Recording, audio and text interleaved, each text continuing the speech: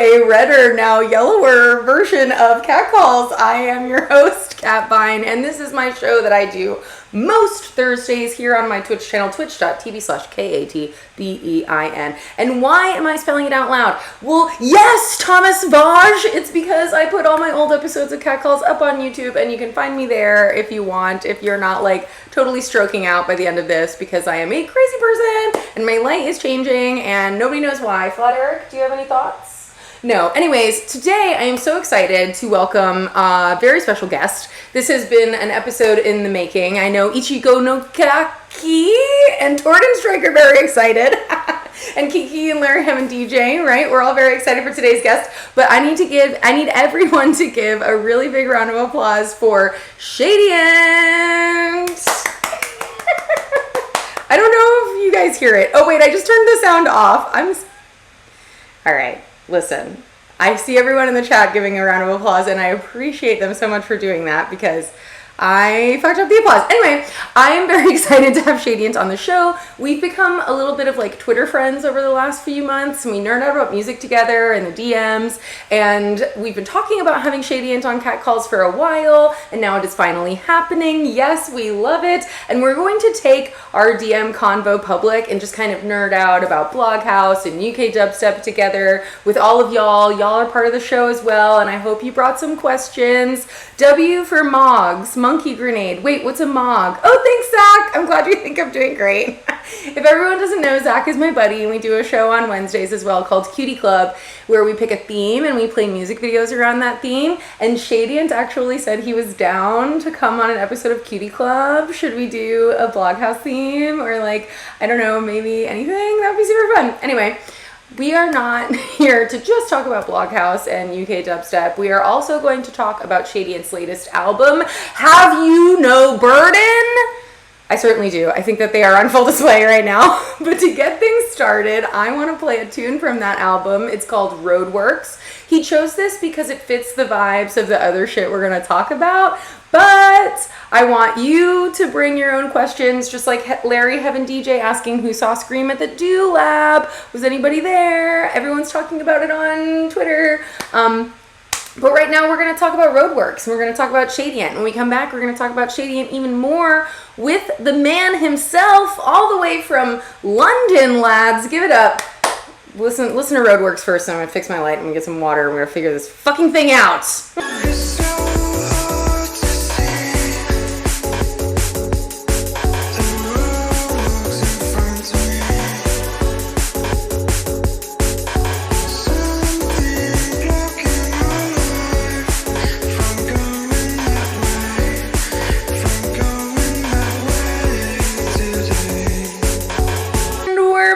Folks, oh my goodness, we have a Shadient. A wild Shadient has appeared. Hello. Hello, can you hear him? There he is. Yeah, I'm so excited to have you, and it is such an honor that you are excited to come on the program as well, and hopefully you're still excited. And how are you doing? It's late for you, but it's early. You live like a vampire, you were telling me. I do live like a vampire. I'm usually up at this time most days anyway. I'm either like playing games with people or I'm making tunes at this time. So it's not out of the question for me to be up at this kind of time, you know. It's so great that I interview musicians, and particularly electronic musicians, because they're always just like, whatever. I know you saw the Scream episode, and I remember thinking like, I'm so sorry, and he was like, whatever. I'm gonna like smoke a cigarette and go hang out with my baby when this is over. Yeah. Well, we were just listening to Roadworks. I love that song. I know that you chose it because it has that nice, fun, kind of bloghousey, upbeat vibe. But What's going on with those samples? I love those samples. They're from a video I saw on Instagram, and it's from an old BBC documentary from the 60s about kids talking about like their doubtful visions of the future in like 50 years time, which is now. And I was watching it, and the thing of the video, like the catch of the video is like most of the stuff that they're saying is like sort of true. Like there's a lot of stuff about divisiveness, and everything's very robotic and very like emotion is completely removed from a lot of stuff. And being in music, that I just couldn't relate to it more, and I was like, there has to be a way I can put this in a tune somehow. So it did start with the sample, and it was originally just like a little jungle drum and bass loop with like those vocals like chopped up on it, and then I was like, no, I should make this like a proper song with me singing on it, which was like so intense to do, because I've not really done that before, like sung on a song before, so it was a lot for me to sort of take on. But it sounds so good. You have this sort of singing voice that I actually really appreciate, and I don't know if it's because like I came up in a very post-punk sort of like realm, but it's got this like kind of like deadpanness to, not deadpan, you're singing, but it's very casual at the same time, and it's like you're wistfully talking, which I'm kind of into. I don't know if that is offensive. Yeah, my sort of I've sort of, because the album was the first time I've properly sung like on a lot of my music, if any of my music, and the only way I could sing that I felt happy with was in a really like whispery falsetto way, which it was really reminiscent of like someone who I looked to for inspiration for vocal stuff was like Totally and Almost Extinct Dinosaur. He's like a massive, like that Trouble album was like, oh my god, a massive influence. And if you listen to Roadworks, you can hear like that's more or less like I was trying to be Teed like the whole time, like the garden and stuff like that. It's very much a Teed influence. But what I was saying was that as I've gone from the Have You No Burden sort of style, a lot of my new stuff that I'm singing on, I'm being a lot more like, it's called chest voice, where you sing like as though you're talking, like when you sing like outwards from your chest. I just think I'm finding it like an evolutionary sort of process where I'm sort of finding a spot where my voice feels good and I'm comfortable singing that way. Because like even now I listen back to some of the songs on the album and I'm like, oh, I wish I sort of give it like 20% more, like really. But that's a good thing. You should listen to your old tunes and feel like if I did this now, there's so many things I could do better. Totally, of course. So, you don't want to be stagnant. Thing. And what a great and kudos to you for like having the courage to just say, fuck it, I am gonna sing on my own tunes, and like I approve. I'm into it. Yeah, it's really hard because especially in sort of dance music, it's very traditional to sort of just, you make a song and then you send it to some singer that you don't know on a personal level. Fortunately, I've had the blessing of knowing Fknsyd, who is a remarkable producer, singer, songwriting kind of person. I just had to do this because it's like Fknsyd. Every time I say her name, I'm like, Fknsyd. You have to. But I didn't want to have an album that was about something that was coming from me, being written by her vocally, and I thought, the only way I could do this is if I sing. And I was like, what if I sound like shit? Like, what if everyone's like, oh my God, this kid's like singing, he sounds so dead. But I started writing songs, like demos with me singing, and I thought, oh, do you know what? It's not that bad. It's actually quite all right, So I'm sort of getting more, what's the word, familiar with it, and just, it's like second nature to me now to write a song and just start recording vocals out like all the time, which is great. I love that because I feel like a proper musician. Right? Yeah. Wait, as opposed to just like a DJ. Let's take it back a second then. Did you grow up thinking of yourself as a writer? Like, have you always been someone who writes, like, I don't know, terrible poetry and as a teenager, or did you ever like play around? Or are you like a journaler? Like, was it surprising to you to even find a lyricism inside of yourself as well? I think so, because when I was a kid, I was always into creative stuff. I was always into, when I was this is way before music, when I was like 7 or 8, I used to make like comics like just I wouldn't show anyone. I would just make comics of like, oh, it's so cringy. Tell us. It would be like a vegetable, like an actual vegetable, like a carrot that was like an assassin and would like kill potatoes and just shit like just that sort of shit. But I would have like whole story, like all these different characters in my head, and would just like obsess over it for like a year. And that was what I think the most attractive thing was of music, was that it just was like this free form thing where you could just do anything.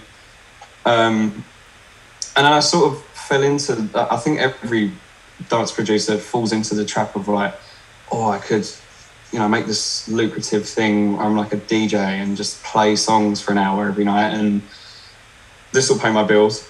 And, most DJs will tell you it's not as cut and dry as that, Yeah. It's a lot of work, and you have to be a smart person. And I just ended up I went on tour in 2019, like so much. I must have spent 6 or 7 months on tour with all these different people, opening for people, and it was an incredible experience. It changed my life, but it just got to a point where I was like, fuck this. This is, it's great, but like, it's just not this whole like, everyone look at me, I'm like this amazing guy. Like, that's not what I wanted to do it for. It taught me what I love, which is getting back to what you're asking, the writing and I hate saying storytelling because it's so cliche, but that is the only word I can say. The storytelling aspect of it. Where you're expressing something, like you have a feeling on something and you've got like talking about it to someone is not enough, like you have to make a song about it. That to me is like what it's all about. So that's pretty much. I love that. It's who I am now. I eagerly anticipate the Carrot Killer EP, by the way. Like, please do not hold back. Yeah, Carrot Killer. He had a name, I forget it. I'll try and find it and post it on Twitter or something. But yeah, please do. So that would be fucking incredible. I remember one specific little. I don't know what the name is in a comic, but like the little window, like a scene or something, a frame, the first scene, or whatever. In the comic was like just a carrot holding like a 50 cal like on a potato. Just like about to blow his fucking Veggie Tales. This so is not Veggie Tales. It is not. Yeah, that's fucking incredible. Nuts. Okay, let's keep in this childlike era. When did you move from being a storied comic book grader to fucking around with music? What was the first instrument that fell into your hands, and like what helped the dam break as far as that's concerned? Well, I've always, this is a good way to segue into the Bloghouse stuff because when I was a kid, my aunt, who is very, very young, much younger than my mum, she grew up, I'd always be at her house for some reason, and I don't know why to this day. I'd always be at her house. Because your mom took you there. Yeah, of course. But I don't know what the reason was for being there.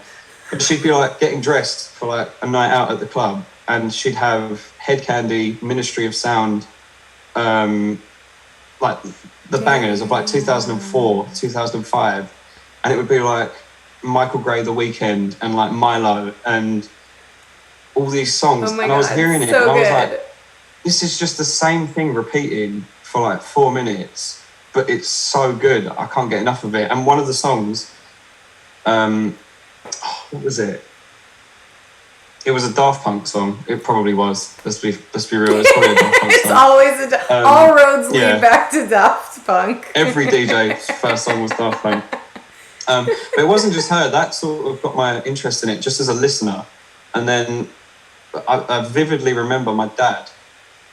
I think he was having I'll be completely honest, I think he was having a midlife crisis. Fair. Very severe midlife crisis. And he started buying, and this was around 2007 to 2008, he started buying electro house compilation CDs, and I don't know why. Listen, if your dad's severe midlife crisis was buying electro house compilations and wasn't like, well, at the time that was cool. That was what was cool at the time. Are you sure you're having a midlife crisis, or was your dad just like kind of interesting and fun? Like, I mean, both my parents were ravers in the 80s and 90s. They used to. I think my dad definitely used to see the Prodigy before they were ever signed. Because the Prodigy are from my town. In Essex? Like, in Essex, they're from Essex. So my dad would see them when they were just like a local shitty little band. Yes! I think even he saw them before Keith was in the band. Right, because he just kind of was like a crazy guy that was on stage and dancing, and then they were just like, okay, come on, be in the band. Definitely. And my dad always had a fascination with sound tech and stuff like that. So I think was he that naturally, hanging out in the Manchester days? Was your dad like? Yeah. That's so great. But I remember as a kid, he would always have like amps and like a huge sound system for the TV for like watching films and stuff. And there's a specific memory. We were driving in his car, and he put on one of those CDs, and it was Phantom Part 1 by Justice. And I heard that song. And I think everyone remembers the first time they hear Justice. But when you hear it the year it came out. Oh my God, I know. And you're like 10. And, you know, all you've known of dance music is like loopy stuff, like Milo and Daft Punk. Like, disco, it's cool, but it's just pretty much the same thing. But then Phantom is just like this mammoth. Like, their music is so dramatic and so, like, fuck you, like, in your face. It turned my little 10-year-old brain upside down. And I was just like, I need to know how this was done. So I Googled it, as you do as a child. Well, at least Google was there. That was like really the beginning of that being a thing people could do, you know? It wasn't Ask Jeeves for all my old heads out there. I did use Ask Jeeves. I had Ask Jeeves. I had dial-up. I remember dial-up. I was on the end of dial-up. My mum couldn't use the phone when we were on the internet. So good. Oh, and Kiki's saying that they had the same thing with Genesis. Absolute banger of a song. Genesis, yeah. Larry Heaven's right there with us. I was going to get to Genesis because I looked it up. And Is that what you Googled? Fruity Loops. So I got Fruity Loops, which I still use today at FL Studio. A lot of people do. That's like what everyone was starting on back in the day. And it's amazing that now it's like, I mean, I guess it was always legit as the thing, but in my mind as a young kid, it was like, oh, Fruity Loops is like the little thing you play around with. Like it didn't feel like studio magic. Like, you know. Well, it sounds like a toy. Right, like right. Fruity Loops. It sounds stupid. And I was like, oh, this will just be, you know, like fun kid shit. And then I went. And you're like 10, so that sounds great. Yeah, it was like a PlayStation game or something, you know. I was just like, whatever. So then my mum took me to. It's called HMV. I don't know if you have those in America. I don't know. But it's basically like just a general, all-purpose like music shop, films, games. They have everything. Posters for films. Love that. And I found Cross by Justice, and I was like, oh, this is the album that I found Phantom on. And I remember I bought it, and the woman that I paid for it, the woman that served me was like, oh, good choice. And I was like, oh shit, this is going to be something else.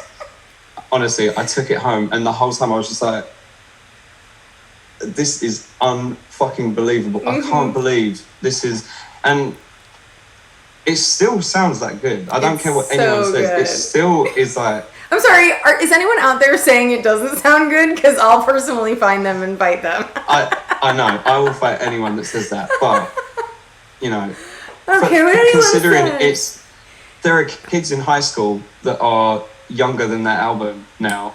Don't tell me that. Don't tell me that. I know. But it sounds like if it could come out today and it would still sound remarkable. Torden Strike says the best aged EDM record not made by Daft Punk. I fuck with it. I fuck with that statement. True. Very, very true. But I love that you brought up like the context of hearing it in its time of breaking out, because that's what I think is so important for people to realize, right? Like, I was not 10. I was like just getting out of high school and into college when all of this stuff was going on, but I had the same experience. Well, I was very fortunate, and I got to see Daft Punk when they did their Alive tour, and I was already a huge fan. Huge, giant Daft Punk fan all my life, right? Had no idea what I was about to see. Was like life changed, and then I was just like, I need more of that. Give me whatever that fucking was. It was so good. And the live version is, of course, so different from like even listening to the records. And then when Cross came out and I got my hands on that motherfucker, I was just like, this is it. And I don't think I ever took it out of the CD player of my car for like until I had to get rid of that car.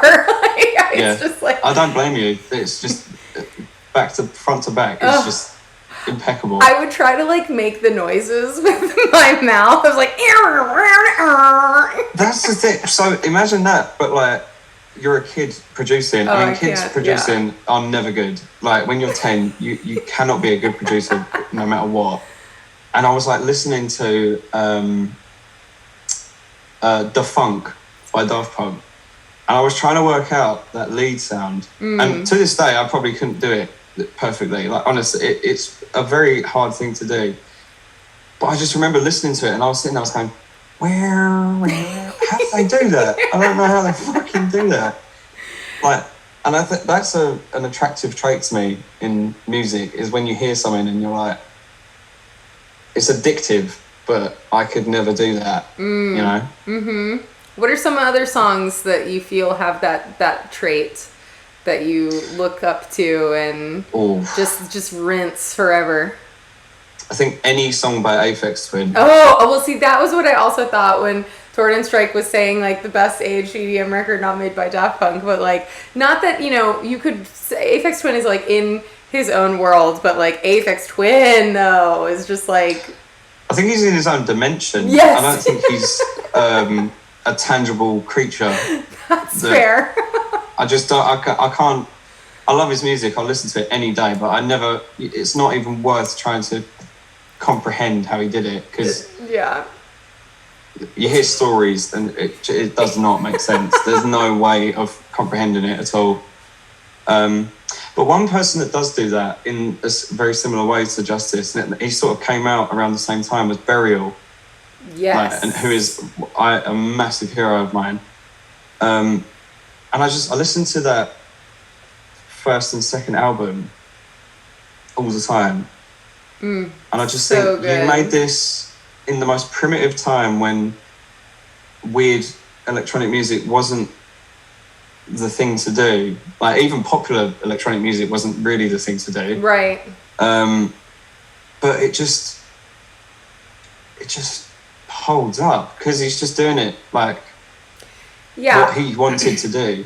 I think that during that period of time, there was this like lawlessness about the way people were approaching music, and like that's what made it so fun and enjoyable, and that's what makes it stand up, right? Is like there wasn't a template. EDM wasn't really a thing that anyone was saying. It wasn't like a thing that you aspired to be, and like you said, electronic music was not cool. So if you were doing it, you were like part of this weird subculture of people, and then people started mixing it with all of their different interests and hip-hop and punk music and disco and all these weird things, and so no one really kind of sounded like each other. Everyone was kind of doing something else weird and different. Like I remember thinking that like Crystal Castles was the craziest fucking thing I'd ever heard in my life at the time, and like that you could play songs like that on a dance floor and kids would dance was like magical to me and fucking weird, and you hadn't heard it before. And then you know, like by the time it's like 2011, 2012, it starts to become something that people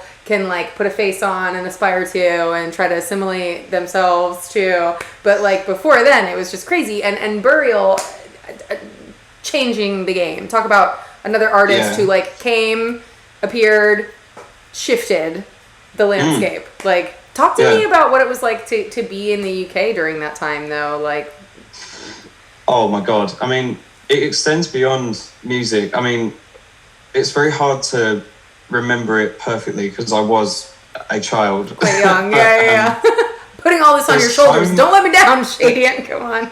That period of time, to me, I can picture it as like this world, like this just explosion of just creative, like, I think of people, I think of Lily Allen, Amy Winehouse, Yeah. like all the new rave guys, like Does It Offend You? Yeah, and oh my god, it's so hard to, like, Burial. There's just so much, just this explosion of culture. Everything looked like stripy patterns, and the TV show Skins. I don't know if you've ever seen that. You should watch it if you haven't. But Yes. People that in the United States also watch Skins. Yeah, I know. Yeah, I've got a lot of my friends to watch it too, because of, like, it's just, it encompasses that period of time so perfectly. Like the soundtrack to the show, the intro credits, even in the later seasons, they've captured it so perfectly. Like, oh, it just, I don't know. It's so formed and was just instantly, like, for the rest of my life, I will immediately be able to recognize that something was from that time.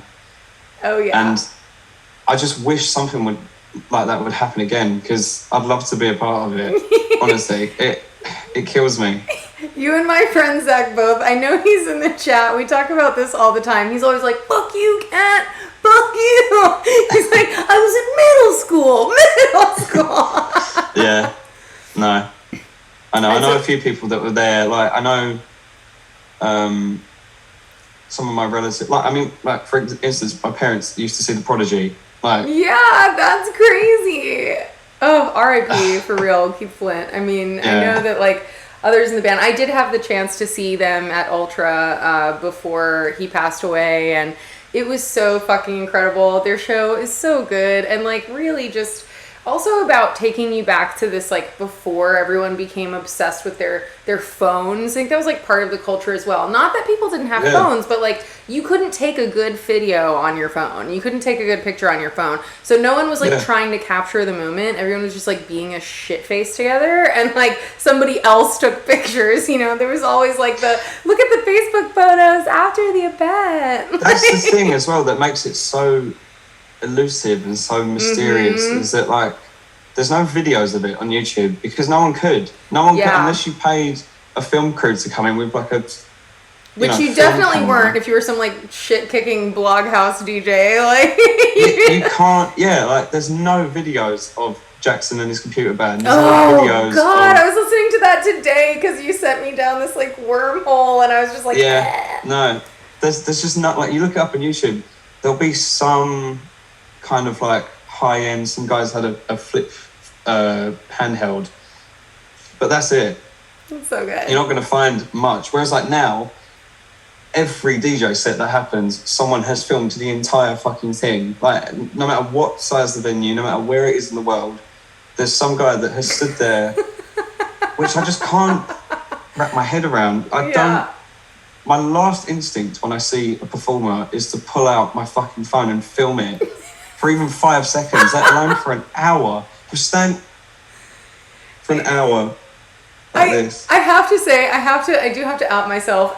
Even when I was a kid and I was using, like, my little, like, Nikon digital camera, I still was a person who, like, wanted to capture things, but I attribute that to my innate journalistic sense of documentation, you know? Like, I think about it as, like, that, but I also don't, like, I also stop and I'm like, you have to, like, live as well, you know? But it's also... Yeah.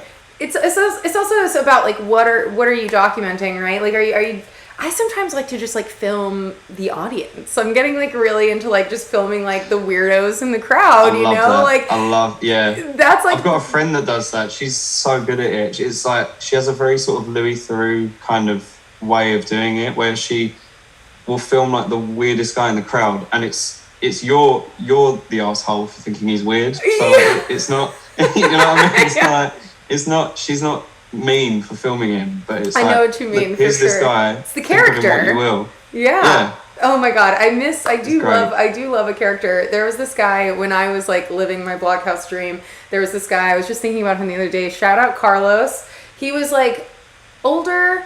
He was definitely coming from, like, a club kid background. this like fabulously loud Latin gay man who was like gigantically like 7 feet tall and like platforms, but he would come in these like insane outfits.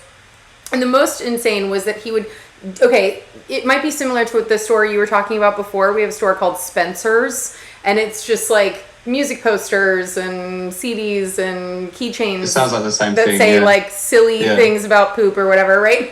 And then they also sell like, you know, those little like for your room, like multicolored disco ball things that will like spin around, and it's like $20. Oh yeah, I had those. Yeah, so he one time put 2 of them on his head, like Mickey Mouse ears, and runs into the club, and he's like screaming. He's like, I have to plug into something. I have to plug in. I need an electrical outlet so that he can plug in, and then just like Vogue with these like disco balls on his head, and That's it was sick. so awesome. That's what it's all about, though. Yes. That's what it's all about. Yes, and shout out Alex English. I know Alex English knows this. With a person like that than a guy that walks in when doors open and he's like, right, I've got my phone. Yes. And then what I don't get about those people that film the whole set is, do they not once need to go to the toilet? Because when I see a show, for some reason my bladder decides to become an overactive fucking mess. Or like put their arm down. Like that is uncomfortable. Yeah. Like please watch the show as well. It's a great show. We put a lot of paid thought into money it. as well. Like that's true. That's funny. All right, let it be known. Shadient wants you all to put your arms down, take a quick snap, but we're not out there to film the whole set. If you want to film the whole set, that's fine, but I just don't get it at all. I just think it's strange. I just couldn't see myself doing it. I want to know what your first club experience was. Obviously, you were like moved by this music at a very young age, and you started making music. But like, when did you like hit your first rave or like sneak into a club? I mean, you were growing up in the UK, which is like seemingly more lax than the situation we United States Americans grew up with.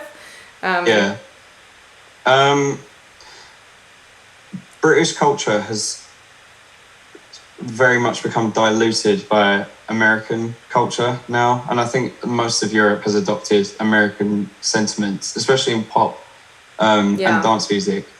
And I think the most prominent British thing we've got in dance music anymore here is the house, UK garage, like sometimes. But then even then, you know, house is an American thing. But it's all very sort of 2012, like what Disclosure were doing 10 years ago, you know, and I'll go to a club, but I'm like, oh, I'm not loving the music. I hear unless you. I'm like trashed, I'll love any song because I hear things on the radio and I like sort of know the chorus. Right. But for the most part, I don't really enjoy clubbing. I mean, there's been a couple of times I've gone out and the DJ will just throw on like one of those songs I used to listen to as a kid. Like he'll throw on like Stardust will come on, and I'm like, I know. Oh my god! I'm the same way. Let's go! It's so funny that it's like, this song is like 30 years old. Thank God you put it on. It's okay. Everyone around me is just like, this is no different to a song that came out last week. It's so true. They hold up. Torn Strike is just excited about Stardust, which is fair. Larry Heaven wants to know if you've heard of Elka. I haven't heard of Elka. Have you heard of Elka? 2Ks.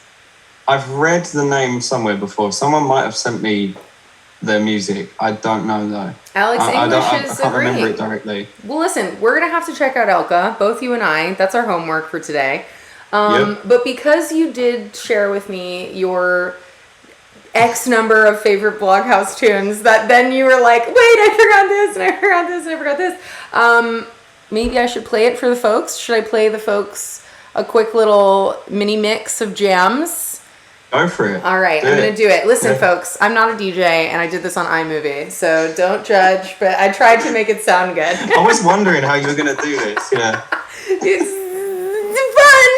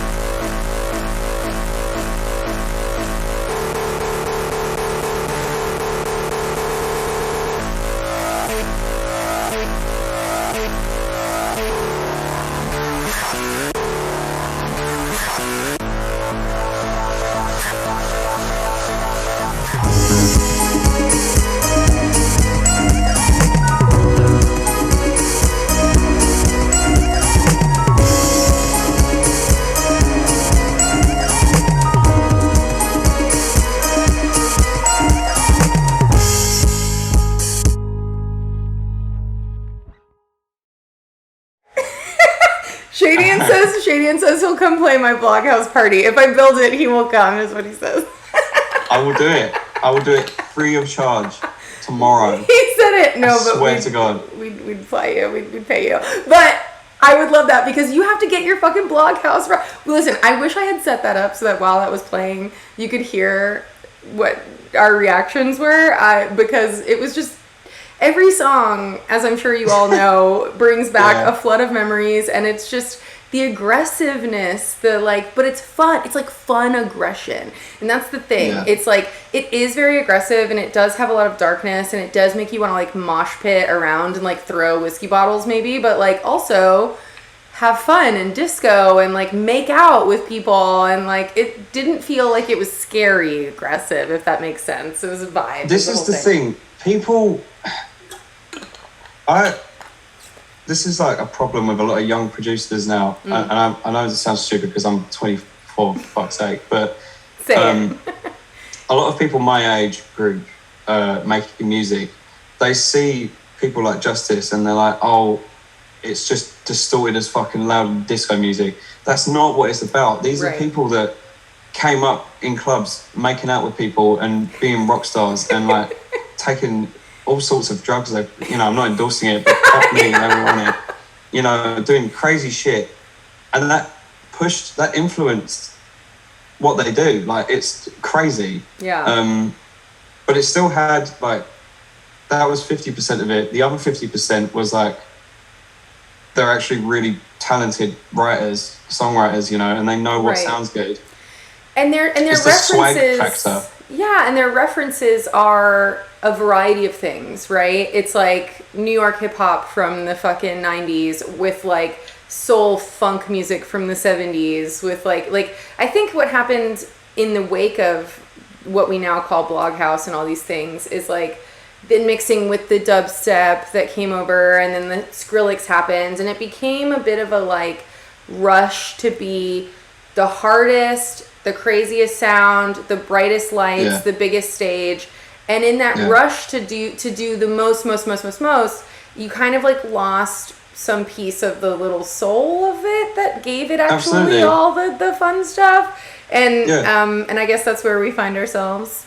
Now we're like even past that. We're in this like third, fourth wave of like post all this shit. Like, yeah, it's very strange now. It's pretty much, I think it's like a cycle. I think it's re-entering this like no man's land where you can just sort of do what you want. I feel like everyone's kind of waiting for the next big thing right now. I feel like it seems as if there's no one guy that's like, that guy's crazy. That guy's like the new kid that's going to be huge. This kid's going to, there's no Justice right now. There's no Sebastian of 2007 to 2022. Right.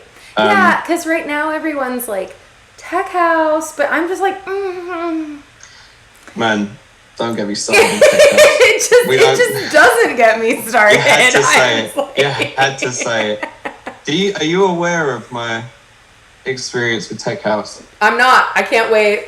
I don't know if we should even. I've been very. I wrongly expressed my opinion on Tech House a couple of years ago, and I missed this. You were a couple years ago. You were ahead of the game.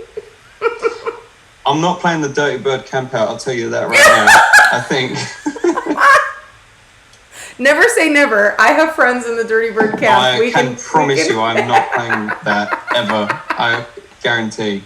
Oh, when people come to your set with pitchforks, it's okay. But I mean, that's putting it nicely. But like, what does Tech House even mean anymore? Like, there's just this whole scene of just like dudes and I don't know how, like, I don't know. Honestly, sometimes I see lineups these days and my eyes just like glaze over because I'm just like, what's happening? Like, what is even sounds different? And like, maybe that's me. Like, maybe I'm biased. Like, maybe I'm wrong. But like, to me, the reason I can't stand it at all, the whole culture of it is just completely and utterly repulsive, is that there is no redeeming factor to it. Even dubstep. I don't like a lot of new dubstep music, but the fans are fucking lovely people and they're all passionate, and there's a lot of young kids that are really, like, there are 16-year-old producers that could fucking clean the floor of people like me and fucking people that have been doing it for like nearly 15 years, you know. But like, tech house is just, everyone that goes to the shows are like Instagram influencers. Yeah, everyone's talking about EDM influencers, and I'm like, who is that? I don't understand the concept. Like, who are there EDM influencers? There's like weird, like, I don't know, people who are like, I'm gonna like be in my bikini in Croatia or whatever. I'm just like, I have no idea what's even going on there, and I just like don't. It's so not what I'm about.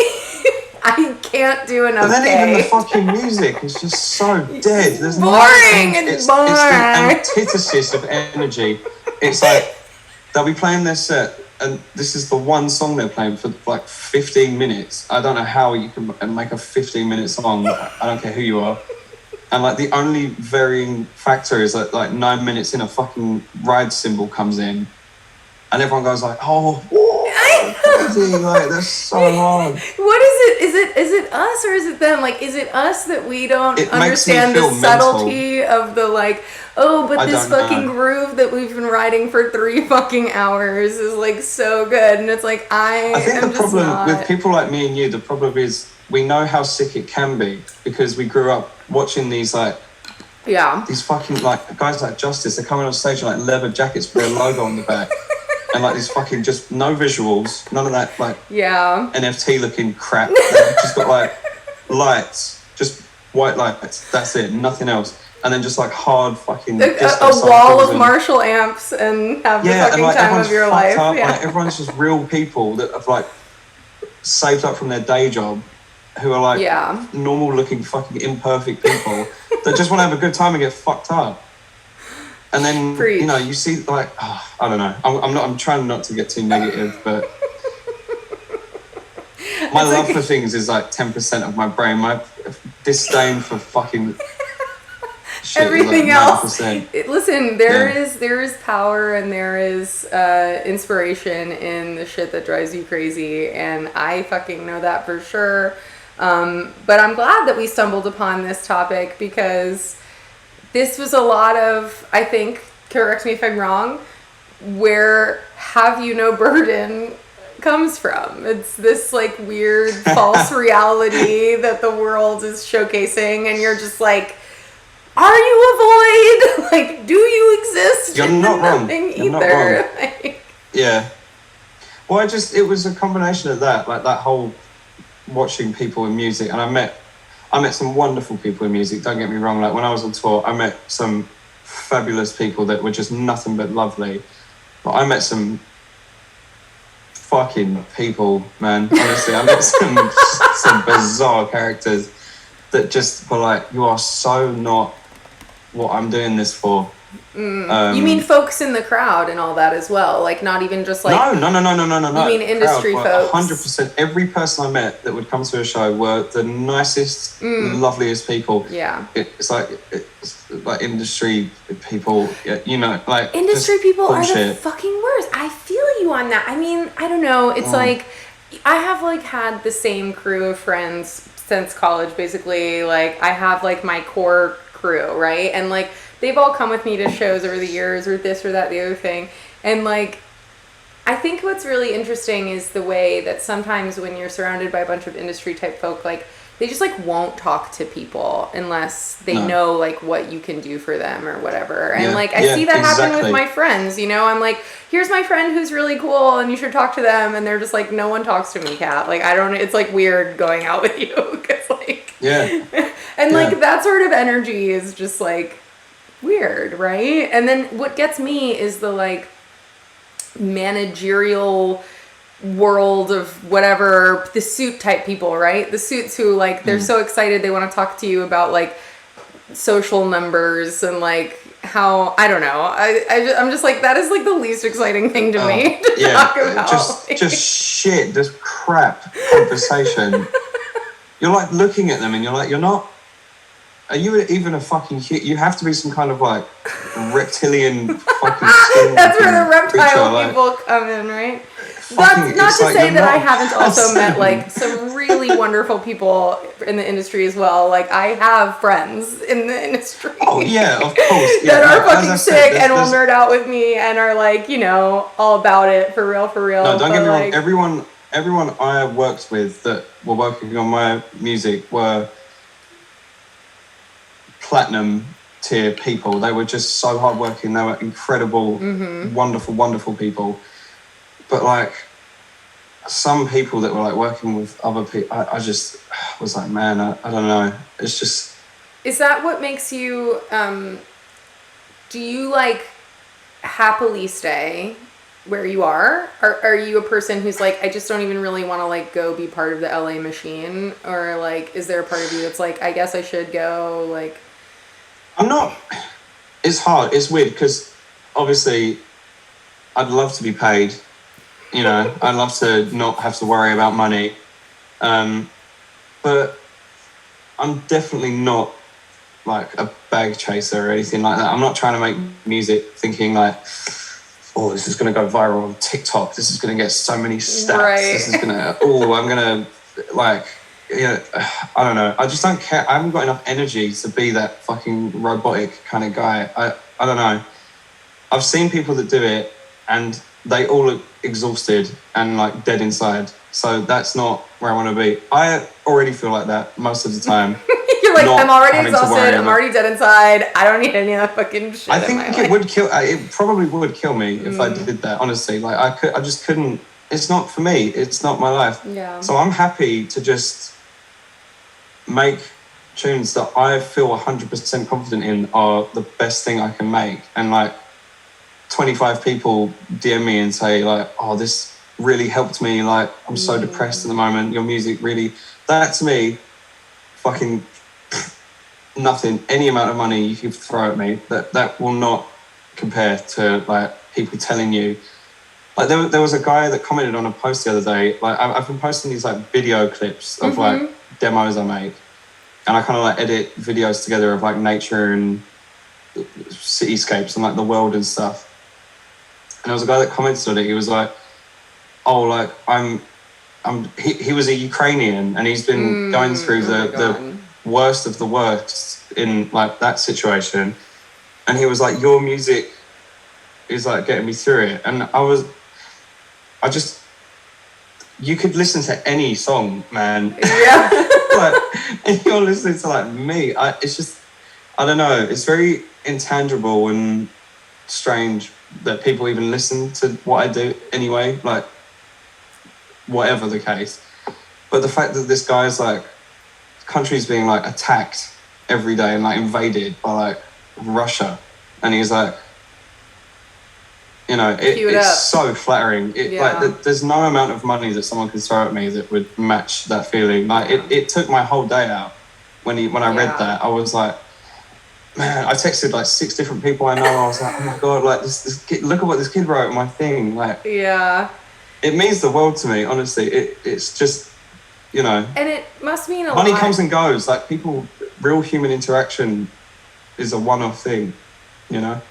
Yes. And I think that it must also be so humbling and wild and like it must affect you a lot to hear that, because you do dare to be pretty like bold emotionally in your music. Like you are like funneling your own experience into the music, and so like that in itself can be a very vulnerable experience. And so to hear that like that vulnerability is finding its mirror in other people who are like in that instance going through something that's beyond what most of us can imagine, you know, like that's just crazy. You made this album, you didn't just make it in quarantine, did you? Yeah, I made it in 4 months. In between, it was. Wait, did you ever tell me that? I don't know if you've told me that before. I made it from April to August. Wow, the 2020. the first, that was the time. I just woke up one day and I was like, I think I know how to make an album now, because I've been trying to make one since 2015. Yeah. And I think that was the time that mattered more than the actual time I spent making it, because I tried to make all these ideas, and it was like, when you're consciously thinking, I'm going to make a song that does this, that never happens. Any musician will tell you that. It doesn't happen. You just have to go in and just trust the sort of process, as cliche as it sounds. And I was just like, I want dreamy, reverby, like surreal, depressing as fuck probably, but it's an inevitable thing. There's a pandemic on, you know, like all this shit's going on. It's just non-stop. The world is barraging you with bullshit every day. I'd like to be, because I sort of listen to people like Burial and Radiohead when shit's going really wrong. Because I've said this before in like an interview before. I've mentioned like a lot of people listen to happy music to cope with it. Not me. When shit is happening to me, I listen to sad music to sort of immerse myself in the feeling, because I think it's important to feel sad, because you know, the sadness in your life carves the space for joy, sincere joy in your life, you know. So if you don't experience the bad, then you don't know when it's good. You don't know the measure, like the kind of the reference point of like what's good and what's bad. Yeah. So I'll, you know, if I have like the worst news in the world, I'll be like, okay, that's fine. So I'll go have a cigarette, put the earphones in, and I'll listen to a Burial album. Probably the worst thing you could listen to. But I'll listen to it and I'm like, oh my God, I've cried so many times to Burial. Like I've just sat there and been like, fucking hell, man, this is rough. Like, this is really rough. Yeah. But I wanted to be that for someone.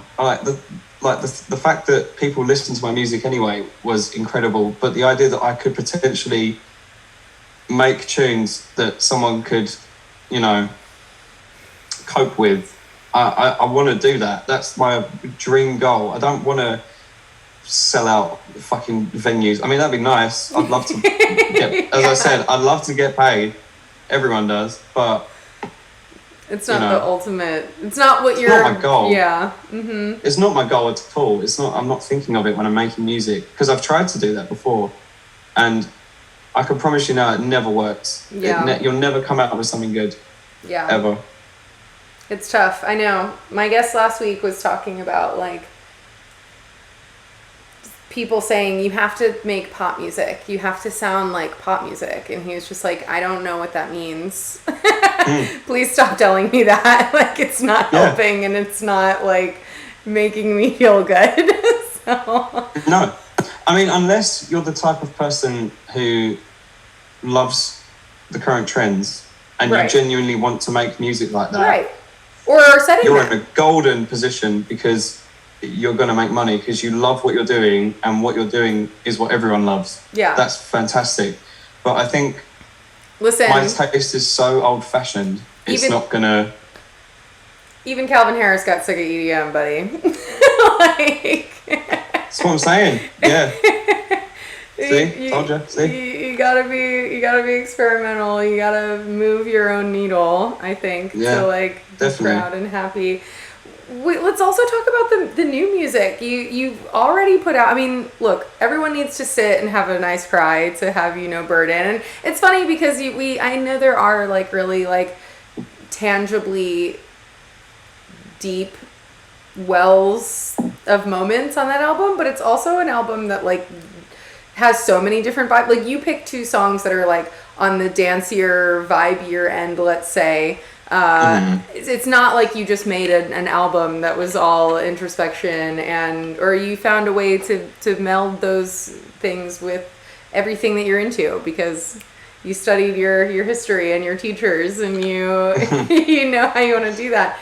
But you've already put out a whole fucking other 3-song EP recently, the Stalker EP, and that stuff, man, that second song off that EP, I don't have the name of it in front of me right now, but that is some fucking shit. Talk about like hard, dark, dope, like, whoa. And correct me if I'm wrong, but you're doing some of that other singing on that EP, no? Or am I? Yeah, that's all me. Yeah, it's all me on there, yeah. Talk to us about where you are now and the things you're creating and what you're drawing inspiration from. I think the Stalker EP thing that I've just done is a very good indication of where I'm going next, I think, with my next stuff, because it's very freeform, very sort of just spur of the moment. The song, the main body of the songs were just made in one sitting, and I just wanted to keep a hold of that feeling I had from the first session, and I didn't go back to it too many times. Like, I think with the album, a big problem I had with the album looking back was that most of the time I spent making it was revisiting the songs and thinking like, how can I make this into a song rather than just trusting my instinct? And, you know, like Not Anymore, that song's called, you're mentioning. Yeah, that's right. You'll notice it just ends. Like, if like anyone that makes music will tell you like, oh, it's supposed to have this big outro, like this big reverby thing at the end that fades out. And I was like, no, fuck you. It's gonna just, it's gonna come and then it's gonna fucking go. And you, next song, like no bullshit. Like, that's it. I love it. And I don't know, like, I'm clearly like the type of person that's not worried about the industry anyway. So why not just go like fucking balls to the wall? I don't care about fucking anything, and just completely subvert everything and just do what feels cool to me. Like, just make a song that is just like, I'm here, I'm gone. Like, and that song is definitely the strongest character in that little thing. I mean, it like stopped me in my tracks, and I was like, what is this one called? This one's fucking crazy. Like, and I say go for that feeling that's like, I'm just fuck it, whatever, because I've said this a million times and I'll say it again. Whenever I have a chance to talk to an artist about something that they're making and they're either like that sort of attitude or they're like, I don't know if anyone's gonna like this. Like, that's always the best thing to hear, is I don't know if anyone's gonna like this because I just did whatever I wanted and I'm not really so sure. And like, those are consistently the best releases. Work. Yeah. Always your best work is the stuff you don't know if people are gonna like it. And it doesn't matter, even if no one does, who gives a shit? You fucking made something that you like. Exactly. How hard that is to do that, to make something that you fucking like years on. I'll listen to Have You No Burden in 10 years and I'll love it still. I mean, it's got its imperfections, don't get me wrong, on like a nerdy fucking technical level. Of course. But the like Roadworks, man, I listen to that shit so every week and I'm like, fucking hell, this is a banger. Like, this is a cracking song. It is. And the Stalker thing, I mean, I was listening to it like an hour ago and I was like, I not only love this, I can't believe I made this. Yeah. Like, this is so fucking sick. Yeah. I assume because everyone... it all comes together naturally. I'm not ever consciously trying to do something. I'm just like, this sounds good. Oh, and then this sounds good. And then this sounds good. Oh, okay. Oh, it's a song now. Okay. And then that's it. That's what happens. It's all an accident. Everything is an accident. I love that. Okay, Ichigo no Kaki. Ichigo no Keki wants to know if there's a Have You No Burden vinyl or CD still in the works. There was. I don't know. I'll have to chase up about that. That's not really in my control though. Yeah. I will ask because I'd like one myself. To be fair. Yeah, exactly. Like, I would like. Yeah. You're like, please, may I have a vinyl of my album? So sick, or a CD. Yeah, I know. There's a lot of things though that, like, without knowing your personal situation, have been super pushed back. Like, from what I understand, the vinyl in particular industry is like hard hit by the supply chain crisis, and it's like a good luck situation. I was gonna do like a whole merch thing with the album, and then it was like, oh, COVID's the worst it's ever been. Shipping and shit is just not gonna happen. Sorry, there's like no even at any point like trying. So I was just like, okay, that's fine. The album just came out then. Yeah. Ta-da. One day I'll do merch. Totally, just fucking do it. You know, like whenever you can, just drop the shit. Ichigo no Keiki also just wants you to know the little synth solo thing at the end of Ann Water is unreal. Unreal. Thank you. That's good. I kind of agree. Yeah. You're like, it is good. I do like it. Alex English wants to know what artists from Bloghouse would you want to work with, and what artists from today would you want to work with? If we're doing dream lineups. Sebastian.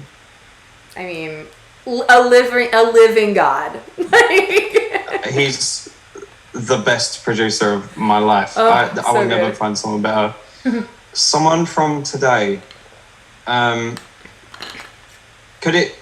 Are we considering like just dance music, or is it like anyone? Any I artist? say go for anyone.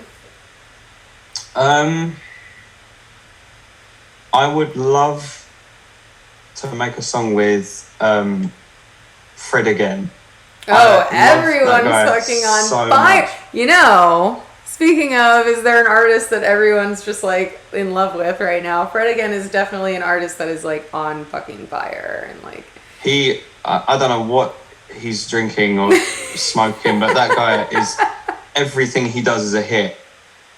And if you look at on his Wikipedia, the songs he's written as well, it's like, oh, he's a fucking actual genius. Okay, cool. Yeah, you know, he's done, like, he's not just a DJ. He's a fucking big deal. Oh, I haven't looked at his Wikipedia. I know, it's so funny. You should. It's like BTS and Ed Sheeran and shit. Oh, he's done like shit. Okay, I did not even realize that. Yeah, he's really cool. Oh, I know one of my good friends, my like homies from forever, texted me one day and was like, "Cat calls Fred again when?" And I was like, "I don't know. We'll see. I'll try." You should try. I think he would be. He seems like a very proactively, like online proactive person. Yeah, I haven't tried. I haven't tried, so I haven't been shot down yet. So yeah, you gotta try. I'll do it. Torden Strike also wants to just ask the very kind and honest question: how are you doing? I'm doing good. I'm writing music every day as much as I can. I have a day job, so it's hard to find time. But yeah, I'm just trying to figure out. I'm working on my next album, which is, I'm trying to make it a lot more refined and polished than the last one. Do you mean conceptually or like sonically even? In every way. And I'm also trying to give as little of a fuck what anyone thinks as possible. So it might not even be like, I don't know. I can't. It's too hard to even talk. It's very early stages now. Of course. I can't. I don't know. But yeah. Every artist is always like, the shit I'm working on now, though. They're like, yeah, that album I put out is so good, but. I mean, in 2019, I was saying that, but then I look back on that stuff, and I'm like, God, you are so shit. There's so many things you should have just. Oh. Do you feel like this being your debut album, like is it the start of a new, more fully formed version of the project? Definitely. Yeah. I think before, a lot of the music that was coming out that sort of did kind of well as Shadient before the album, I didn't have much of an identity at all. I was very much just like, I'm going to just try and be a DJ and hope for the best. And maybe I'll have a song that does well. But I'm sick of doing that. I just want to be me. I just want to like do my fucking thing. If no one likes it, cool. I guess not my fucking problem, really. If you like it, fuck yeah, you're awesome. Come on down to the show. Yeah, come to the show. I love it. The Sweatbox. Yo, Sweatbox only tour. Like I'm trying to sweat it out. We're gonna bring you for this Bloghouse party. We're gonna make it. You're gonna come. You're gonna play it. It's gonna be great. I'll bring humidifiers to make it extra sweaty, like no one can breathe. And it's Miami as well. I know, it's already gonna be. Yeah, they'll have like ambulances waiting outside. Yeah. Yeah, it's a fucking party. Someone's gonna pass out. No. It's like people are like, oh no. But just because the fucking beats are so gnarly, you know? Just like... There you go. Exactly. Alex wants to know if you use the plugin Cycles. I don't know what that means. I don't know what that is. I don't either. I'll be honest. I just use mostly Fruity Loops stuff. Right, you did say you're a Fruity Loops man. FL Studios. Yeah. They tried to rebrand and be like less like a toy, and FL Studios. Yeah, nah. It's Fruity Loops. Come on, man. It's in the name, FL. Come on. I know. Florida studio. It does. I know that's the other way around it. Have you ever been down here, by the way, just for funsies to ask? I have. I was supposed to do a show once, and there was a tornado, so I couldn't do it. But I flew there and was waiting outside the airport, and then I had to fly somewhere. I can't remember, but I was there for about 2 hours, and it was the most humid place I've ever been. Oh, absolutely. Was it summer? I could not. Yeah, it was July. Oh, God. I couldn't. Yeah. It was. I can't believe you came to just I'd just be been to Texas, and it was like unbearably humid there. It was like summer there as well. And I got off the plane in Texas. I was like, Jesus God, this is so intense. And then I went to Miami, and I was like, I might need like a doctor. And you feel, the thing that's crazy about it is you feel it as soon as you get onto that little like hallway from the airplane. Like you're not even outside yet, and you're just like, oh man. Fuck, yeah. I walked into somebody's mouth. Like, what's There's happening? no oxygen. It's just heat everywhere. I feel like most of the US is like that in the summer. It's just like unbelievably unbearable. Oh, Kiki, thank you for bringing this up. Kiki really likes the textures on the Starker EP. Are you still using the tape machine for your songs? I meant to bring this up. You've said in an interview, at least one that I saw, that you were like recording your music to a tape machine and like fucking shaking it around and fucking with it because you wanted to get that sound of like instability, and I'd love to just hear about that and hear and answer Kiki's question if you're still using it. I do still use it. I use it on most music I make now. If I don't, it will be for stuff that matters, like drums. Mm-hmm.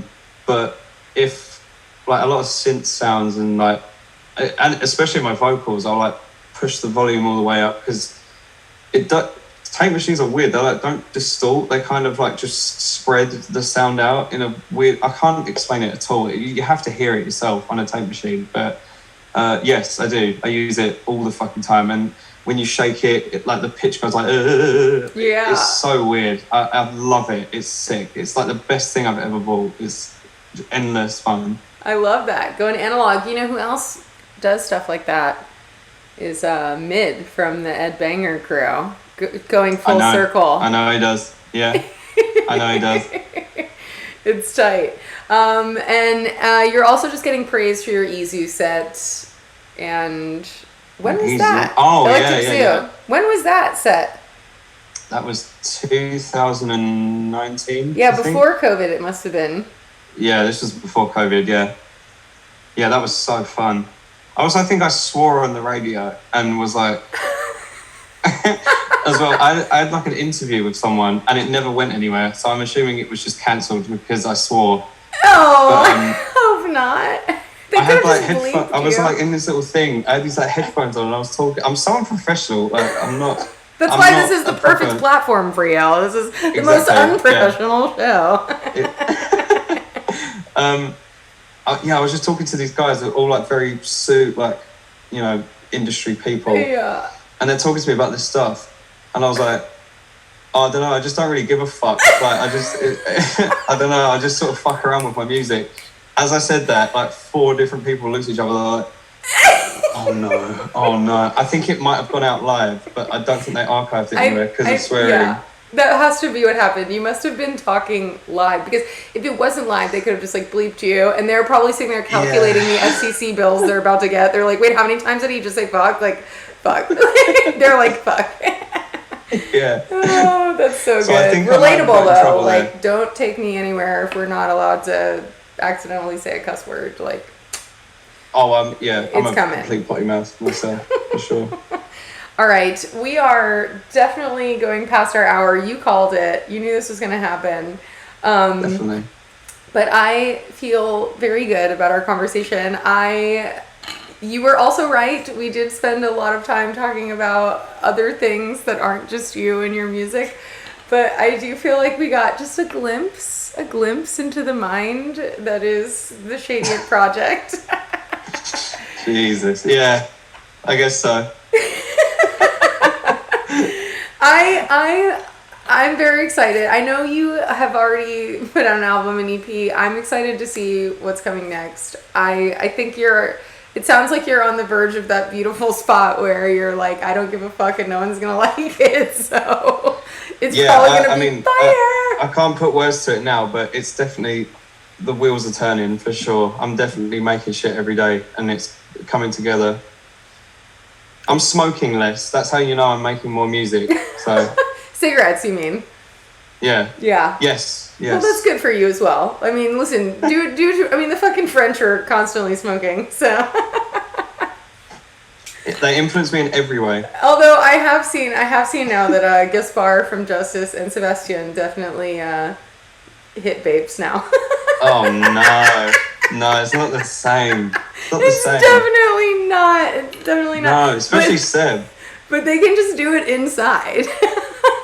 No one can so stop annoying, them. Yeah. Not that it seemed to stop them back in the day. They're like rock stars. I don't want to see like Gaspard and Sebastian with like a jewel, you know?